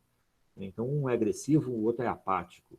No caso do colérico, do sanguíneo e do melancólico, um leva tudo muito a sério, o outro não leva nada a sério. Então, assim, a conduta da alimentação, ela vai compensar isso, né? Então, você vai ter um alimento que traz mais para o mundo da luz, que é a flor, o açúcar, a fruta, né, que é feito sob a influência do sol. E quem vai precisar disso? Quem, de alguma forma, está muito preso à terra e está muito seco, está com o corpo sem energia, que é o colérico e o melancólico. E esses que estão, né, completamente sem vínculo com a terra, né, porque tem água demais, que é o fleumático, ou é aéreo demais, que é o sanguíneo, a gente vai precisar trazer um pouco de secura e um pouco de peso através do sal e das raízes. Tem uma série de recomendações mais específicas para um e para outro, mas eu queria só indicar assim um caminho. E eu queria, antes de terminar, também falar, principalmente para crianças bem pequenas, de duas ações que a gente faz que são muito, muito eficazes e muito importantes. Quando você tem a percepção de que a criança é realmente sanguínea ou fleumática, essas crianças têm uma dificuldade com uma relação objetiva com o mundo. Elas são meio aéreas nesse sentido de não estarem ligadas às coisas que estão acontecendo aqui de uma forma objetiva. E a gente costuma propor que elas acordem o sensorial, mas de uma forma assim presa ao corpo. E a gente recomenda compressa de água fria na cabeça pela manhã. Claro que isso precisaria a gente trabalhar um pouco no sentido de como fazer, mas eu só queria mostrar para vocês uma polaridade. Porque quando a criança tem uma dificuldade de vitalização, ou seja, um corpo que não é um corpo que tenha muita vida, porque tem muito calor e o calor seca a água, ou porque é muito duro, muito mineral, e isso também faz com que não tenha o elemento vital ali, que são os coléricos e os melancólicos, a gente vai fazer todo o contrário. Em vez de fazer uma compressa de água fria, vai ser uma compressa de água quente. Em vez de ser na cabeça, vai ser na barriga. Em vez de ser de manhã, vai ser de noite. Então, a gente faz compressa de água fria na cabeça de manhã para as crianças sanguíneas e fleumáticas e compressa de água quente na barriga à noite para as crianças coléricas e melancólicas. E se isso for feito com a criança muito pequena, quando a criança precisa, né? Sei lá, a gente faz assim umas 3 vezes por semana, é impressionante o como que a criança pode mudar um padrão de comportamento. A gente está vitalizando uma durante a noite e a gente está acordando e tornando objetiva a outra, dando seriedade, trazendo para o mundo da forma as outras de manhã. Então, a gente, de alguma forma, acelera o processo de acordar de manhã e realmente os sanguíneos e os fleumáticos têm tendência a serem crianções a não acordarem, a ficar no mundo da infantilidade, eles são retardados em relação ao desenvolvimento, são mais crianças do que deveriam ser na faixa etária que estão.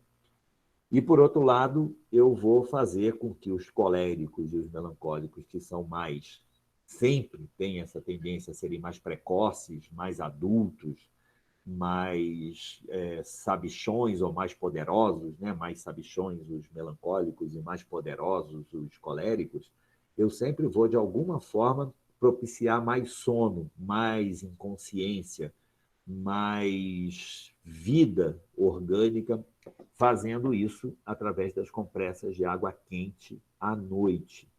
Então, para um, eu acordo, e para dois, né, que são esses que são os coléricos, desculpe, que são os sanguíneos e os fleumáticos, eu vou fazer com que eles sejam menos crianças, porque eles caminham mais para o mundo do adulto, e para os outros que são precoces demais, eu vou fazer com que eles se mantenham mais crianças, apagando um pouco esse excesso de consciência através de um processo de beneficiar o sono. Então, eu vou fazer uma compressa de calor na barriguinha, que é de onde irradia toda a vida, dali que vem a vitalidade do organismo, e vou fazer com que eles relaxem e tenham um sono melhor. Bom, em termos eu sei que isso não foi assim, uma aula muito didática, que a gente listasse todas as possibilidades, mas as possibilidades são muitas, depende das situações, e eu só queria dizer para vocês que existe uma certa objetividade com relação ao que você vai propor para tratar uma criança e outra. Fundamentalmente, o que eu queria dizer para vocês é que não existe isso de vocês dizerem assim, toda criança nessa idade é assim. Isso não existe. Isso é uma visão absolutamente não profissional, não pedagógica, uma visão de quem não conhece criança. As crianças são pelo menos de 4 tipos diferentes. E por que isso é importante? Porque você não tem a mesma lida com uma e com outra. Então, a gente precisa conhecer isso e precisa saber que existem pelo menos 4 formas de educar e não uma forma de educar. E quem vai ditar para a gente a necessidade da gente entrar na cabine e virar outro vai ser o próprio aluno. E eu só vou conseguir fazer isso se eu conseguir identificar a necessidade do aluno, e a necessidade do aluno é a necessidade de um tempero que ele não tem, ou de um tempero que ele tem demais e que eu preciso retirar.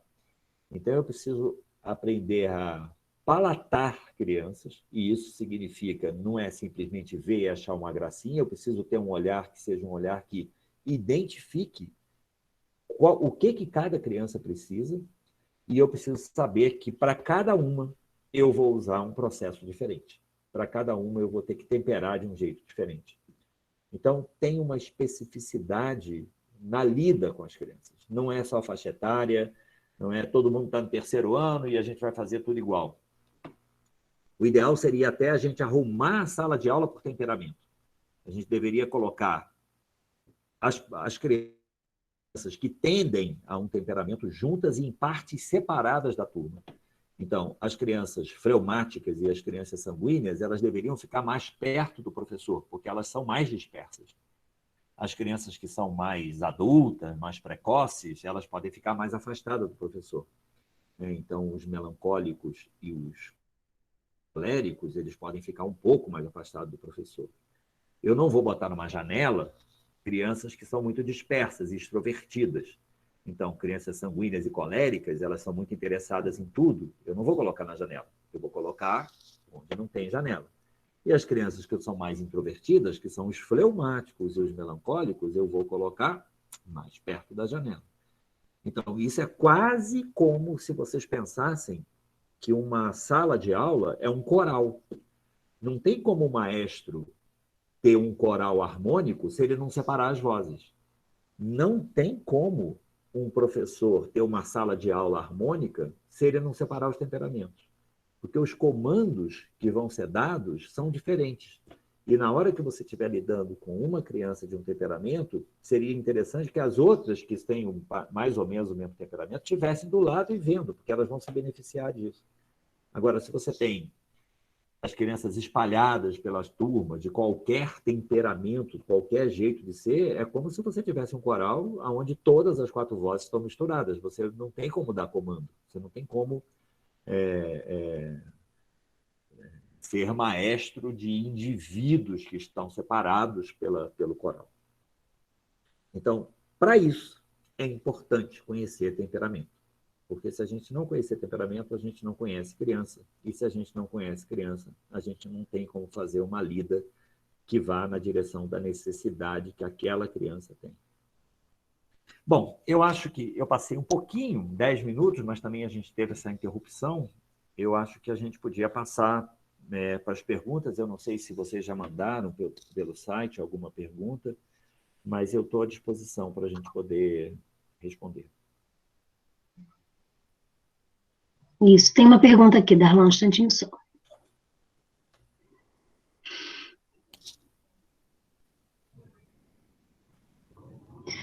A Jennifer Santos pergunta: quanto tempo de compressa e de quanto em quanto tempo podemos fazer? Então, é assim, as compressas elas passam a ter um efeito se elas forem feitas pelo menos 3 vezes por semana. Com 2 vezes por semana é muito difícil avaliar, não precisa fazer todo dia, não tem necessidade disso. A compressa de água fria, ela pode ser feita, tem que se organizar para isso, né? Isso é um tratamento, e é um tratamento muito eficaz se for feito, né? E dá um trabalhinho. Mas, assim, numa cidade que nem Friburgo, que a água da torneira é fria, você não precisa nem colocar gelo dentro da água. Eu vi que tem gente do Nordeste, se você tiver uma água que não seja fria, né? Que quando você põe a mão não te dá essa sensação de frieza, né? Você pode colocar umas pedrinhas de gelo.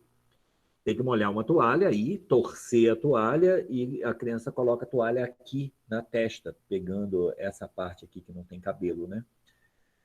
Ela fica com essa toalha, a toalha vai estar torcida, não é para ficar pingando, ela fica com essa toalha aí, assim, uns 3, 4, 5 minutinhos, até que ela note que a toalha esquentou. A toalha esquentar significa que ela tinha um excesso de atividade vital, de calor nesse âmbito da cabeça, que passou para a toalha. Aí, na hora que a toalha não estiver incomodando mais, você põe na água de novo, torce de novo, coloca aí, pode fazer isso umas 3 vezes, e cada vez deve durar aí uma coisa de 3 minutos, enfim, né? Em 15 minutos você faz esse processo. Tem que fazer segunda, quarta e sexta de manhã, tem que se organizar, tem que acordar mais cedo. Se for fazer na escola, a criança tem que chegar antes, enfim, tem que criar um ambiente para fazer isso, né? Não é igual lavar a cara na água fria. Isso é uma coisa muito comum. Às vezes a pessoa está dormindo, fleumática demais, desatenta, aí joga uma água fria na cara e acorda, né? Isso é tratamento de fleumático, né? Tratamento de quem está com sono, né? Acordar. Estava com muita preguiça, agora acordei. O fleumático vive com muito sono, com muita preguiça. Tal. Então, a água gelada dá um susto e acorda. Não é esse o tratamento. O tratamento é tirar excesso de calor que existe na cabeça. Precisa colocar uma compressa e deixar lá até que a compressa esquente. A compressa da noite é uma delícia e todos vocês podem fazer. É importantíssimo que os pés estejam aquecidos, senão ela não funciona. Então, você tem que botar os pés numa bolsa de água quente, deitar, você pode pegar uma água quente, molhar uma toalha, torcer. A compressa é essa toalha com água aquecida. Você coloca em cima do abdômen ou em cima do fígado, que fica um pouco mais na parte direita do abdômen, mas criança pequena pode ser em cima da barriguinha. E aí você coloca uma bolsa de água quente em cima da compressa. Então, é uma compressa com água morna e em cima você coloca uma bolsa de água quente para que aquele calor da compressa não se perca. Se você só colocar a compressa, ela esfria muito rápido. Então, você tem que colocar uma bolsa de água quente em cima. Tudo um calor agradável, gostoso. É interessante porque, assim, o tratamento da manhã com água fria é um tratamento baseado em sofrimento, né?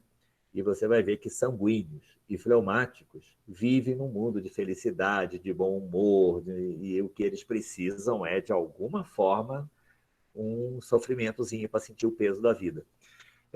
Os melancólicos e os coléricos, muito pelo contrário, eles vivem as dificuldades da vida, eles vivem as dores, eles são secos, eles se defrontam com problemas, tudo eles criam problema, eles são, enfim, eles criam problema, eles são gênios fortes, né? São crianças que estão sempre envolvidas em oposição, em contradição, e aí receber uma compressa de água morna na barriga à noite, antes de dormir, é uma delícia. É um tratamento gostoso para quem sofre e um tratamento sofrido para quem é feliz. Tem essa polaridade. A compressa não precisa trocar, a compressa de calor no abdômen, se você mantiver a bolsa de água quente, dura 15, 20 minutos, 3 vezes por semana, e você precisa cobrar desse tratamento que a criança tenha mudado o jeito de ser dentro de um mês.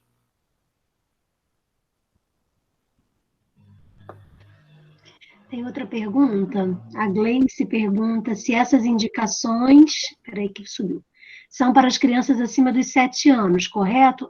Eu não entendi essas indicações se são as compressas, Gleice. Mas eu acho que eu posso falar. Eu acho. Ótimo. Mas eu acho que eu posso sim. É porque aqui tem uma coisa que é o seguinte: quando você faz essas ações, as ações de alimento. Quer falar? A Gleice colocou no chat que são todas as indicações. Eu não entendi bem. Tá legal. Eu acho que é porque você vai ver que pela resposta fica fácil de responder pelo seguinte, porque se você faz essas ações até 7 anos, essas ações vão mudar a textura do bolo. A gente fala que a gente está mexendo na constituição da criança, porque até 7 anos, a estrutura corporal da criança está em processo de vir a ser. Então, quando a gente faz com uma criança pequena, a gente está mexendo na constituição e está fazendo uma espécie de equilíbrio que pode configurar um equilíbrio para sempre. Quando a criança já se constituiu, a gente vai fazer isso para equilibrar uma tendência que ela tem, mas que não vai mais fazer parte da constituição dela. É quase como se fosse um óculos. Assim, vai compensar um processo, vai fazer com que ela fique bem, mas o olho não vai estar bom mais. Dá para entender? É uma compensação. Então, você faz um tratamento de compensação quando a criança já está maior. E quando a criança é menor, você faz um tratamento que mexe na constituição da criança. Só para dizer para vocês, assim, os hábitos de uma mãe quando está esperando um bebê tem uma ação intensa sobre a constituição do bebê. O que a mãe come, o que a mãe faz. Teve um barulho grande aí. Enfim, o que a mãe vivencia durante a gestação tem um impacto enorme no processo da formação do bebê. E, né, se a criança mama ou não mama, se faz complementação alimentar mais cedo ou mais tarde, se mora num ambiente frio, se mora numa cidade quente, se o ambiente onde ela mora é um ambiente fleumático, tranquilo, se é um ambiente sério, de pessoas sérias, um ambiente melancólico, se é um ambiente de brigas, um ambiente colérico, se é um ambiente de festa, um ambiente sanguíneo, tudo isso, se for uma criança pequena, vai mexer na constituição e, se for depois, vai ser uma espécie de compensação. Mas a ideia é quanto mais cedo, melhor. Eu queria aproveitar para dizer uma coisa que é um erro recorrente dentro da visão da pedagogia Waldorf. Existe uma fala até uma fala assim, original do conhecimento mesmo da antroposofia, que diz que a gente trabalha com temperamento a partir do momento que a criança faz 7 anos. A frase está correta. A gente trabalha com temperamento a partir de 7 anos, mas a gente trabalha o temperamento antes de 7 anos. Se eu quiser influenciar na formação e na constituição da criança, eu não posso esperar o temperamento começar a se definir. Depois que ele se define, eu vou começar a trabalhar com o temperamento. Mas é bem diferente a postura de você mexer na constituição, e aí é com a criança bem pequena. A gente considera que com menos de 7 anos, seguramente com menos de 9, 10 anos, porque a partir daí a consolidação do temperamento começa a ganhar limites definitivos, e aí você vai ter que trabalhar para equilibrar uma tendência que está ali e que não vai mais mudar a constituição.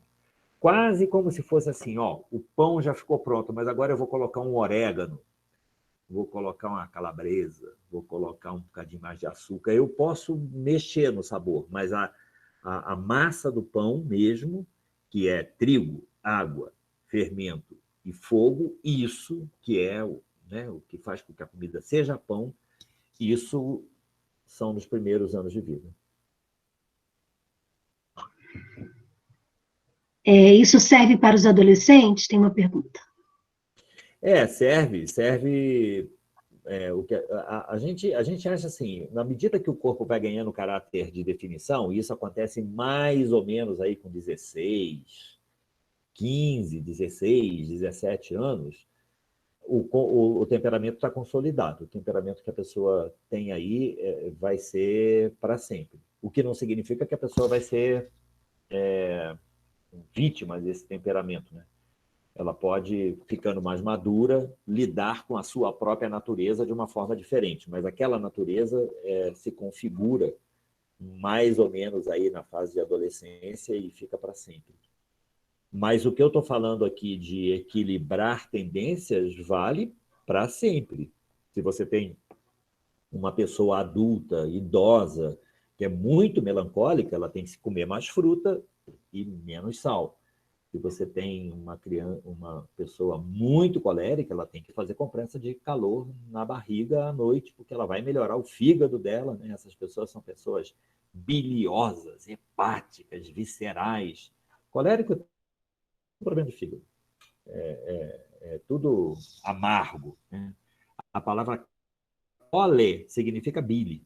É uma pessoa biliosa. E a bile faz isso, né? A bile é um líquido que destrói, vamos dizer, é amargo e corrói a comida. É bem a atitude de um colérico. Então, coléricos precisam tratar o fígado. Se a gente vai pegar uma criança pequena e vai fazer uma compressinha de calor na barriga dela, ela vai se constituir menos colérica. Se já constituiu e se descompensou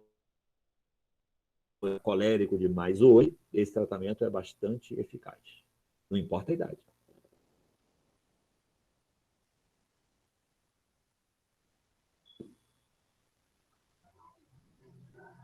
A gente tem aqui muitos elogios, Darlan, as pessoas agradecendo muito. Obrigado. Quanto de conhecimento, né, que a gente está tendo, a gente não tem mais nenhuma pergunta. Se você quiser completar mais alguma informação, trazer mais alguma coisa para a gente ainda tem um tempinho. Eu fico a fim de estimular vocês a estudarem, né? Peraí. A ter essa compreensão.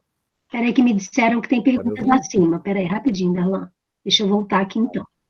Só um momentinho. Tem duas perguntas, uma da Vitória Nunes e uma da Diana Cordeiro. Sim, desculpa, eu não tinha visto. Se eu dou uma bronca nos sanguíneos, dizendo que faço isso porque amo, não estaria ensinando que receber broncas é algo bom? Digo, ele vai saber diferenciar uma bronca também e outra não? Aí tem... Então, olha só, eu estava... Pode ser? Eu estava pensando, quando eu estava pegando esses exemplos para falar, eu estava pensando assim, não dá para pegar isso e aplicar, assim, sabe? Por exemplo, você quer ver uma coisa que é interessante? Eu teve várias coisas aqui que eu não falei, mas eu não vou nem pegar o sanguíneo. O sanguíneo a gente falou essa coisa, né? De fazer uma coisa, depois outra, depois outra, depois outra, para ele gastar a sanguinidade dele. Mas tem uma coisa, por exemplo, que é bem contrária, que é com o fleumático. A gente, às vezes, pede para um fleumático fazer uma coisa extremamente monótona. Extremamente monótona. Como, por exemplo, sei lá, olhar para o canto de uma parede e ficar prestando atenção no encontro de uma parede com a outra. Porque isso é assim, sabe? É uma coisa que, vamos dizer, não tem interesse nenhum. E ele, a hora que ele ficar ali olhando, ele vai falar assim, gente, eu não aguento ficar parado aqui. E essa vontade de não ficar parado ali é exatamente o que a gente quer mobilizar nele. Então, isso é possível de ser feito. Mas, por exemplo, se ele está desatento na sala de aula e você está fazendo alguma coisa, você pode dar um tapa na carteira dele, na mesa. Dar um susto pequeno, assim, sabe? Para ele dar uma acordada. Então, isso pode parecer muito contraditório. No fundo, você precisa saber que é uma arte, mas o mais importante que você precisa saber é que os tratamentos são distintos. Quando eu falei aqui, eu estava falando assim, não é a mesma coisa, né? Que você vai para um lado e vai para o outro. Então, e eu falei muito rápido de cada uma das situações, quase que imaginando uma situação hipotética, mas vamos lá, veio essa pergunta do sanguíneo, né? O sanguíneo é um brincalhão, ele não leva a sério. Se você der uma bronca nele no sentido de chamar a responsabilidade dele, você está falando com um surdo, você está mostrando para um cego, ele não tem isso, ele não tem essa responsabilidade. E você precisa saber, porque assim, o que dá vontade é exatamente a ideia que a gente tem é essa, se não está ouvindo, eu grito. Mas, né, se não está ouvindo é porque tem uma dificuldade de ouvir. Então, o viés não é aí. Né? E se eu gritar, cada vez mais vai ficar mais difícil de ouvir. Então, o que eu preciso saber é que eu vou me aproximar dele de uma forma que duas coisas têm que acontecer. A primeira coisa é: nós somos jovens, ninguém vai levar isso aqui muito a sério, isso aqui não é o fim do mundo, ninguém vai mandar você para a prisão, eu não vou entrar na briga com você, a vida é assim mesmo, tem uma coisa aí que é uma coisa mais leve. E tem que ficar claro para ele que esse jeito de você lidar com ele acontece porque você tem um vínculo afetivo com ele. Entende? Eu acho que é por aí. Agora, assim, isso não é uma receita de bolo. E eu não sei o que ele vai entender. E eu tenho uma preocupação de que eu não sei nem se quem perguntou está pensando num sanguíneo e se esse sanguíneo é sanguíneo mesmo. Mas o que eu queria dizer é que se você lidar de uma forma e não dá certo, questiona um pouco e tenta uma outra forma de lidar. Né? A gente, quando convive com uma criança, a gente convive, não é um encontro que vai fazer uma coisa e vai errar. Você pode experimentar um pouco e começar a conhecer a criança.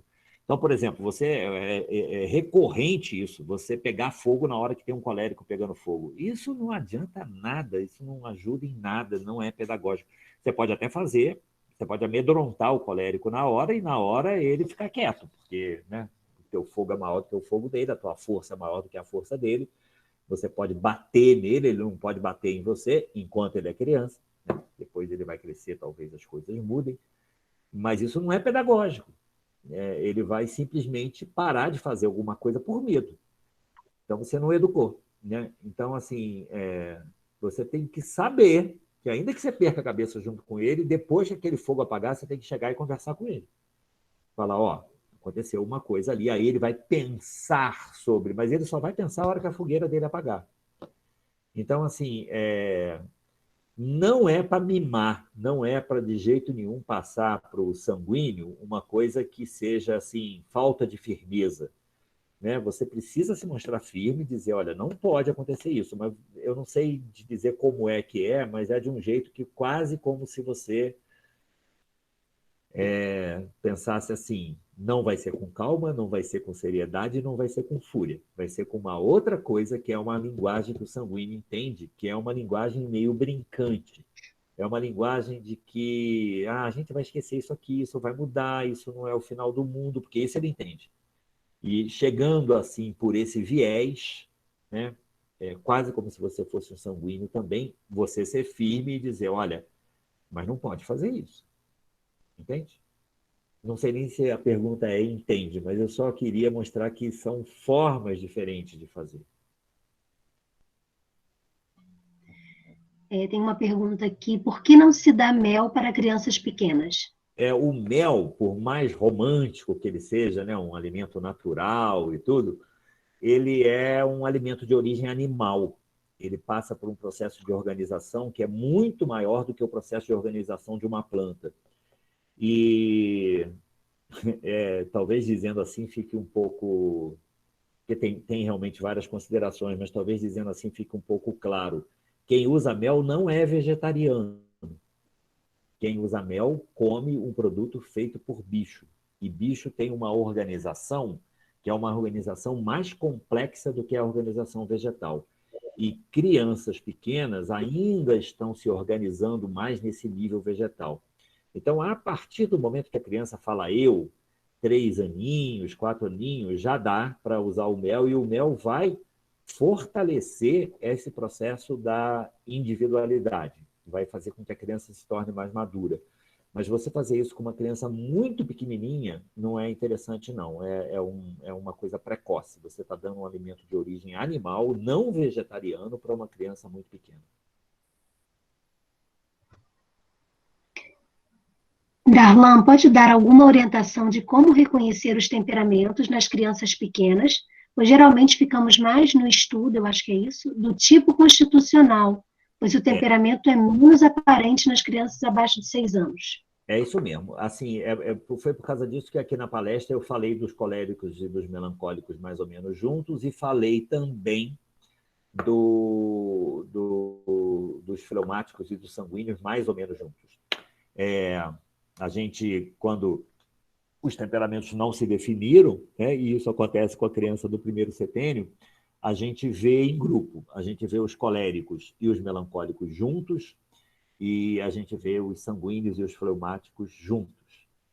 O que ela está chamando de tipo constitucional ganha um outro nome, né? A gente vai chamar de cabeça grande, cabeça pequena, mas é assim, é daí que nasce temperamento. Todos os cabeças grandes, que é isso que eu não vou ter tempo de falar aqui o que é, mas todos os cabeças grandes são obrigatoriamente, por definição, sempre ou fleumáticos ou sanguíneos. E todos os cabeças pequenas são obrigatoriamente, por definição, sem nenhuma exceção, é a definição dos cabeças pequenas, que é o que ela está chamando de tipo constitucional, são sempre melancólicos ou coléricos. Na verdade, a gente tem 2 sequinhos, né, que são os cabeças pequenas, que são os coléricos e os melancólicos, e 2 molhados, vamos dizer assim, que são os sanguíneos e os fleumáticos. E como isso na criança ainda está muito misturado quando ela é pequena, em vez da gente chamar ou focar no temperamento específico, a gente só foca no grupo. Ou ele está do grupo dos sanguíneos e dos fleumáticos, que são crianças com uma tendência muito infantil, ou eles estão no grupo dos melancólicos e dos coléricos, que são crianças mais precoces. E isso dá para ver, só que quando você olhar aí, você já vai estar olhando o temperamento, tá? Você não consegue falar ainda de definição. E também uma coisa, outra coisa, como diz o sábio, muitas crianças pequenas você já consegue ver, sim, que ela é um cabeça pequena melancólico, sem dúvida nenhuma. E tem outras que você não consegue ver. E às vezes você já consegue ver, sim, que ela é um cabeça pequena colérica, bem pequenininha você já consegue ver. Então, não vale para todas as crianças, mas às vezes já dá para ver. Isso acontece também com os cabeças grandes, né? Às vezes você já consegue ver bem no início que a criança vai ter uma tendência fortemente sanguínea ou fortemente fleumática. Fazer atividades que levem às interações dos temperamentos diferentes na sala de aula é produtivo? Espera aí, vai de novo. Eu achei que a pergunta fosse para um lado, acho que foi para o outro. O que está sendo perguntado? Fazer atividades que levem às interações dos temperamentos diferentes na sala de aula é produtivo? Não, então, aqui também a gente não pode pegar essas coisas como sendo assim, determinações e coisas rígidas.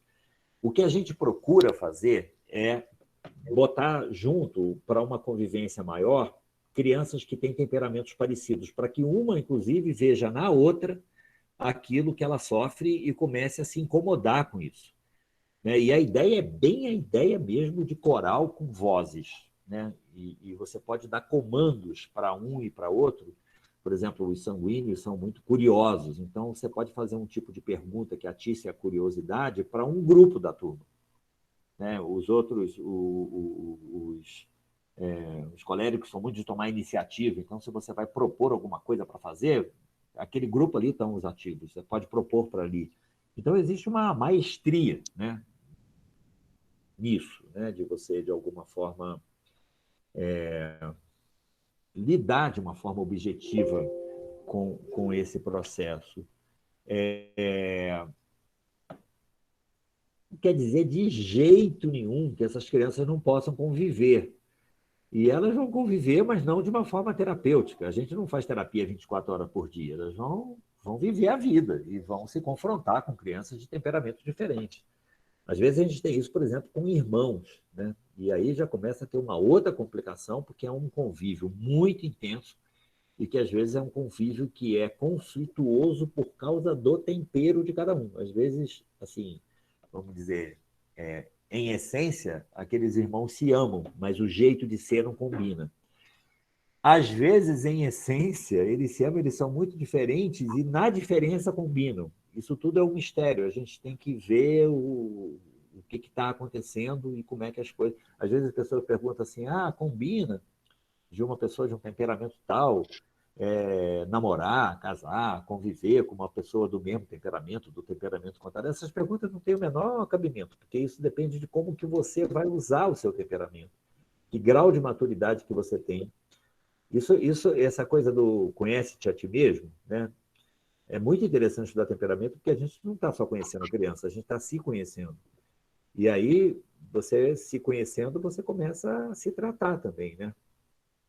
Então, você começa a fazer coisas para lidar com essa mala pesada que você é, né? Essa encrenca que você é, né? Essa coisa que ninguém gosta e que está em você e que você começa a ver que você também não gosta, né? Você começa a perceber que você tem uma roupa que é uma roupa que pesa, é uma roupa que é pequena demais, é apertada demais, machuca. Então, a gente vai, né, com o tempo, também percebendo que a gente é outro, a gente é o nosso temperamento, né? E a gente precisa lidar com isso, né? Então, na medida que as pessoas vão aprendendo a lidar consigo mesmas, elas vão também aprendendo a lidar com os outros. Ou, na medida que você aprende a lidar com os outros, você começa a aprender a lidar consigo mesmo, né? Então, é um aprendizado isso também. Como esse momento de confinamento poderá influenciar na formação, composição das crianças pequenas?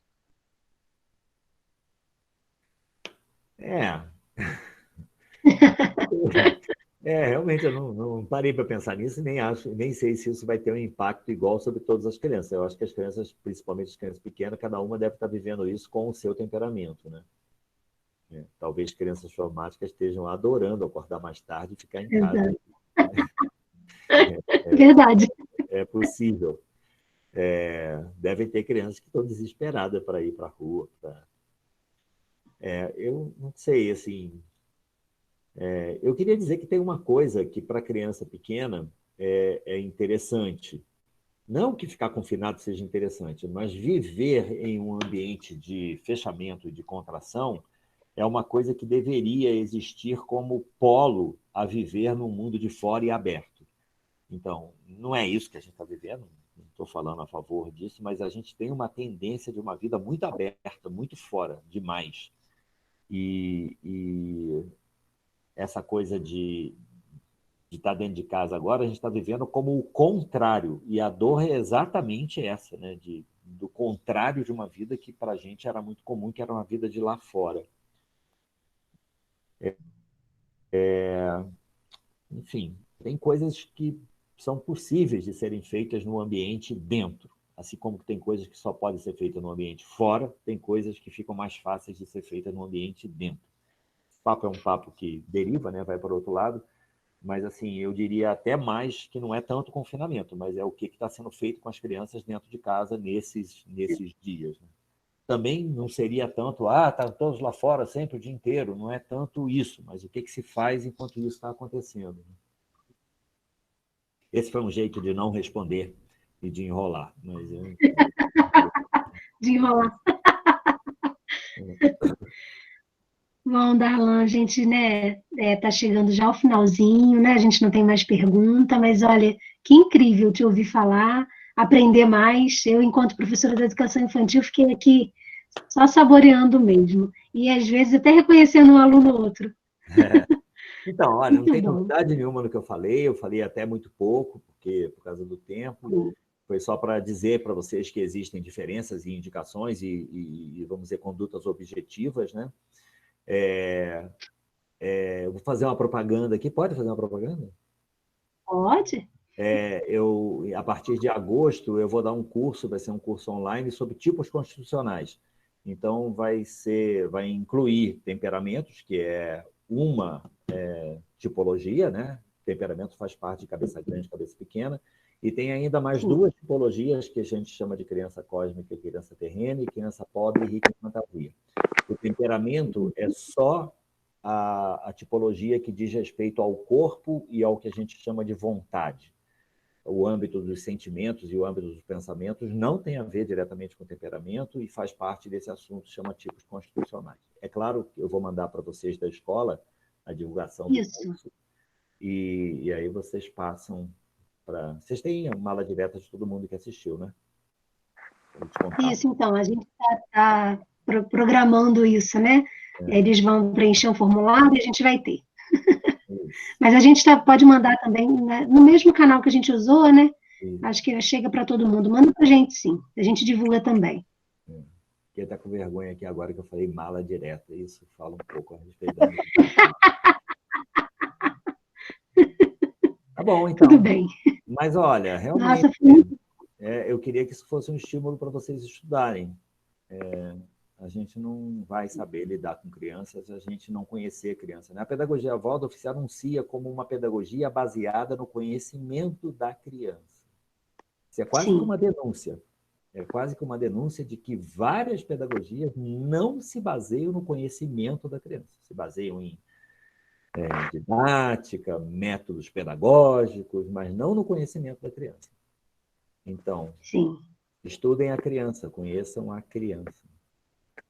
Sim, é verdade. Não só o currículo. Queria muito agradecer. Não só o currículo. Isso, exatamente. Isso. A gente ontem conversava e dizia que a criança, na verdade, traz o currículo para a gente. Exato. Na verdade, é isso, né? Chega para a gente. Queria muito agradecer a presença de todos. Não sei se você chegou a ver, mas a gente tem pessoas de vários lugares, né, do Brasil. Fiquei muito feliz com isso. Legal. Enquanto você saiu, né, a gente conversou um pouquinho e tem pessoas de muitos lugares, de Minas Gerais, me ajuda aí a lembrar a gente de João Pessoa, né? Nova Friburgo, Cecília, Vale, estamos muitos aqui, o Bem-TV também, né? A gente está muito feliz com esse alcance, né? O online facilitou para isso, né? O acesso fica mais fácil. Queria muito agradecer a presença de vocês. Um beijo, Darlan. Vou ler os chats aqui um pouquinho, se alguém quiser mandar alguma mensagem, eu ainda vou ficar e vou ler, depois eu saio. Estão mandando. Tá, obrigado pela atenção aí, valeu. Obrigada a você. Aparecida, quer falar? Mais ao Darlan, em primeiro lugar, que topou o convite, né, de fazer esse estudo conosco, e também agradecer a presença de todo mundo. E reiterar o convite para o nosso próximo encontro, que será no dia 17 de julho, conforme a Gisele falou aí para todo mundo. Então, vamos continuar participando, porque só tem a acrescentar, né? A gente começa a pensar nas crianças e como que a gente vai lidar. Então, assim, é muito importante que a gente, de fato, faça esses estudos, né? Para a gente ter um pouco mais de conhecimento. Então, meu muito obrigada a todos pela participação. Não deixe de preencher o formulário aí. Eu tenho o meu contato, tenho o da Gisele, para a gente mandar de novo para vocês as datas, né, e os temas dos próximos encontros, ok? Sim, o Johnson está aí.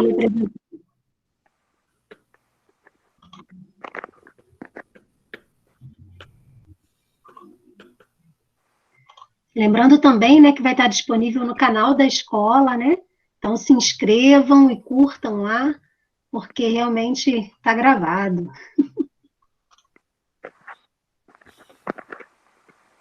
Isso.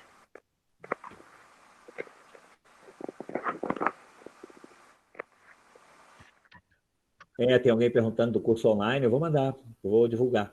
Isso, divulga sim, Darlan, que a gente divulga aqui também. Tá, legal.